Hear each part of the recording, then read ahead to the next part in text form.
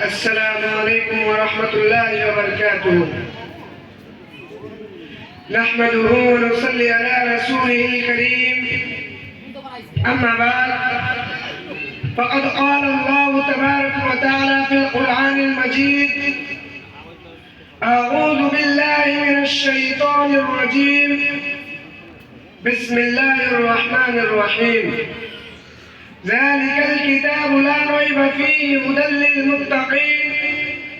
فقال النبي صلى الله عليه وسلم: خيركم من تعلم القرآن وعلمه. صدر محترم، حکم صاحبان، مشفق و مربی، اساتذہ اکرام اور دور دراز سے آئے ہوئے مہمانان اعظام اور میرے پیارے بھائیوں اور بہنوں، آج کی سالانہ انجمن میں میرا موضوع سخن ہے: دنیا کی سب سے پاکیزہ اور مقدس کتاب قرآن پاک ہے۔ ہمیں چڑھتے سورج کی طرح یقین ہے کہ اس کا ایک ایک حرف سچا اور صادق ہے۔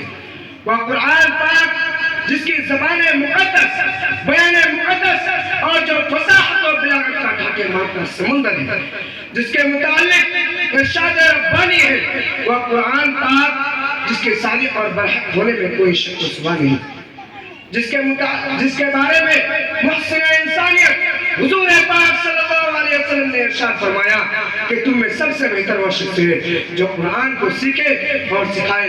دعا کیجئے خداوند قدوس ہم سب کو قرآن پاک کی دولت سے مالا مال فرمائے، آمین۔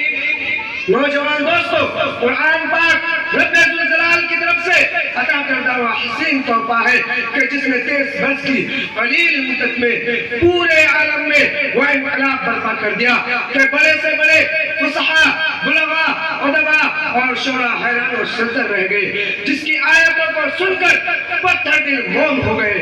نوجوان دوستو، کتابوں میں جو افضل ہے اسے قرآن کہتے ہیں، کتابوں میں جو افضل ہے اسے قرآن کہتے ہیں، اسے جس نے اتارا ہے اسے رحمان کہتے ہیں۔ نوجوان دوستو، یہی وہ قرآن ہے جو رہتی دنیا تک کے انسانوں کے لیے سراپا ہدایت اور رحمت ہے۔ یہی وہ قرآن ہے جو رسول کی رسالت کو اعزاز بخشا۔ یہی وہ قرآن ہے جو پس مردہ قلوب کو تازگی بخشی۔ ہاں، یہی وہی قرآن ہے جن کی برکت سے جنات و شیاطینوں کا آسمانوں پر جانا بند ہوا۔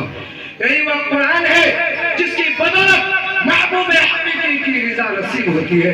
یہی وہ قرآن ہے جو سچائی اور امانت داری کا درس دیتا ہے۔ یہی وہ قرآن ہے جس کی بدولت عمر فاروق کو ایمان نصیب ہوا۔ یہی وہ قرآن ہے جس کی نظیر پیش کرنے سے ساری دنیا عاجز و خاسر رہی۔ یہی وہ قرآن ہے جس کا مثل پیش کرنے سے عرب کے فصیح و بلیغ اور زبانداری کا دعویٰ کرنے والوں نے گھٹنے ٹیک دیے۔ یہی وہ قرآن ہے جس کی حفاظت کا وعدہ خود خالق کائنات نے فرمایا۔ یہی وہ قرآن ہے جس کی تلاوت میں دلوں کے واسطے فرحت و بشاشت کا سامان ہے۔ یہی وہ قرآن ہے جس کی برکت سے گزرے چمن میں بہار پیدا ہوئی۔ مسلمانوں، قرآن کریم وہ عظیم برکت اور سعادت ہے جو روح خدا ہوتی ہے، معدنی حیات اور سرچشمے زندگی ہے۔ وہ عرب قوم جو پشتہا پشت سے مردہ چلی آ رہی تھی، دنیا جس کو ذلیل اور حقیر جانتی تھی، کوئی ان کو اونٹ کے مینگنیوں میں کھیلنے والا سمجھتا، کوئی ان کو جولائے عرب کا خطاب دیتا، کوئی ان کو جاہلین مکہ کہتا۔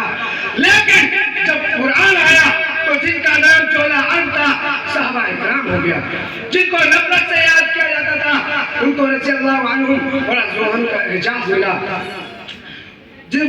جس زمانے کا نام جاہلیت تھا اس کا نام خیر القرون ہو گیا۔ وہ مردہ قوم جو کروٹ نہیں لے سکتی تھی، طاقت اور قوت سے ایسی لیس ہو گئی کہ کیسر و کسرا کا گروہ خاک میں ملا دیا، بڑی بڑی سلطنتوں اور حکومتوں کا تختہ الٹ دیا۔ دوستو، بسالے اپنے سینے میں جو اس کے 30 پاروں کو، بسالے اپنے سینے میں جو اس کے 30 پاروں کو زمانے بھر اسے حافظ قرآن کہتے ہیں۔ نوجوان دوستو، قرآن آیا تو زمان و مکان میں زندگی آئی، قرآن آیا تو عدل و مساوات کا پیغام آیا، قرآن آیا تو مذہب اسلام پھیلا، قرآن آیا تو مردہ قوم زندہ ہوئی، قرآن آیا تو کیسر و کسریٰ کا غرور خاک میں ملا، قرآن آیا تو باطل کے لہراتے جھنڈے ٹوٹ پڑے، قرآن آیا تو کفر شرک توڑ گیا، قرآن آیا تو ساری کائنات کو نور ملا، قرآن آیا تو انسانوں کے پجاری خدا کے پرستار بنے۔ ہاں مجھے پہلے نہ دیجئے کہ یہ قرآن آیا تو روشنی آئی، قرآن آیا تو شرافت و عزت ملی۔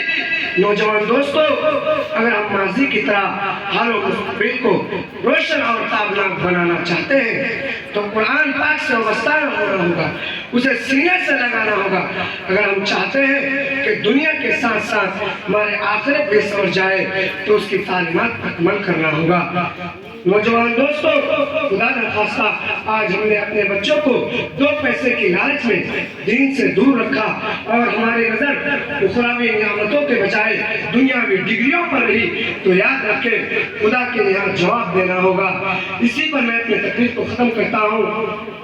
آخر میں اللہ تعالیٰ سے دعا ہے کہ ہم سب کو قرآن پاک کی دولت سے مالا مال فرمائے، آمین۔ وہ معزز ہے زمانے میں مسلمان ہو کر، وہ معزز ہے زمانے میں مسلمان ہو کر، اور ہم غور ہوئے تاریخ قرآن ہو کر۔